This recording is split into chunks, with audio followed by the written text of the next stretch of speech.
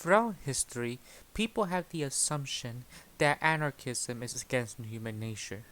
We have shown throughout the history of archaeology and anthropology that the oldest group of people, the oldest culture, civilization, tribes, ethnic groups, racial groups, etc., function under the principle of anarchism, specifically anarchist communism. And you see the oldest group of people in each continent practicing anarchism in some shape or form. But in the Americas, they fought for their freedom.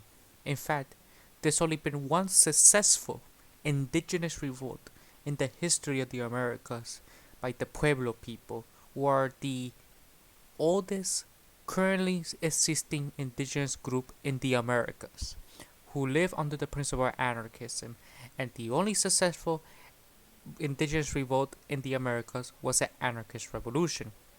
I also gotta put links in the description about the oldest indigenous people of their respective continents like Africa, Europe, Oceania, etc. They also function under the principles of anarchism. But for now, we gotta talk about the only successful indigenous revolt, the Pueblo Revolt. In 1680, the Pueblo people of what is now the southwestern United States succeeded in kicking Spanish colonizers out of their New Mexico territory for some 12 years. The uprising included the alliance of the Pueblo people, including the Hopi, the Sunni, assisted by Diné, the Apache, the Ute, and African rebels. The historian Colin Colloway calls it one of the most effective Indian resistance movements in American history. The Tewa Pueblo medicine man, Pope, had spent 5 years building alliances across the Pueblo towns that had never before united in warfare. By 1680, has a vision of a pan-Pueblo confederation materialized as Indians blamed devastating drought and disease on the brutal Spanish colonizers' ban on indigenous religious rituals. The alliance united some 17,000 Pueblos who resisted in 24 towns and spoke at least 6 languages. William Flores Cars notes that African Maroons joined the revolt, as Spanish conquistadors penetrated southwest enslaved Africans, among them escaped wherever they could. The Navajo, Apache, Ute, and the Western Pueblo, which include the Hopi and the Sunni nations, welcomed those who deserted the conquerors and found Africans had much to offer. Domingo Naranjo, described as the very tall black with very large and yellow eyes, became one of Pope's officers. Divided by 6 languages, the Pueblo rebels organized a relatively decentralized resistance by messengers running from town to town with strings on knots representing the number of days until the revolt. The decentralized rebellion took spiritual leaders from the Pohe Yemu, one who scatters mist, meaning the sky. According to Kevin Tucker, the Spanish were well aware that a revolt was being planned, but could not get no information other than the leader being Pohe Yemu, who was believed to be one of the other sides of the mountain where captured and interrogated Pueblos would point. The entire time they were looking for an actual being when, ironically, their unknown real leader was the sky. The rebels knew that the Spanish depended on supplies coming from wagons fording in the Rio Grande, and the river was impossible for wagons to ford during a flood. So Pueblos paid attention as the rain came and realized that the supply shipment would be delayed until late August.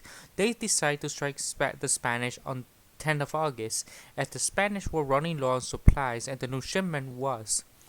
The Pueblo militants captured Santa Fe and cut off settlers' water supply. After 9 days, the Spanish retreated outward, bewildered by the scale and success of the uprising. The Pueblo had kicked the Spanish out of New Mexico. It was a victory born of confederation. When Pope took power, however, he established a centralized government over the formerly decentralized non-hierarchical Pueblo towns. The historian Robert Silverberg called this centralization the most alien concept the Spanish had brought.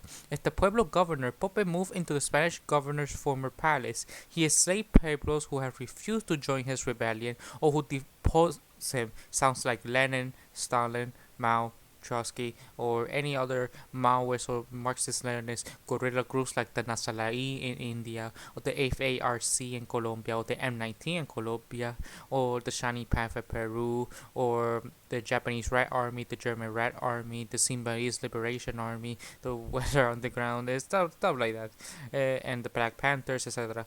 The Pope banned Christian rituals with a fever reviling the Spanish persecution in the indigenous rituals. As drought and disease persisted, the Pueblo population quickly grew disenchanted with the new regime, to some insisted that things had been under the Spaniards. On one of those dissatisfied pueblos named Juan confessed to Spanish priests in 1681.